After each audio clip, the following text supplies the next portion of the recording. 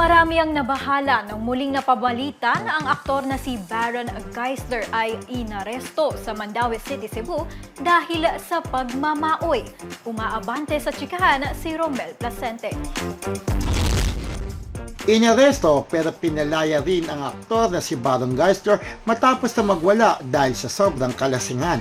Nangyari ang insidente sa Mandaue City sa Cebu kung saan pansamantalang ikinulong ang incognito aktor dahil sa panggugulo.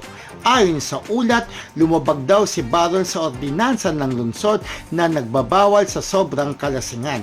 Agad din naman siyang nakalaya matapos magpiyansa.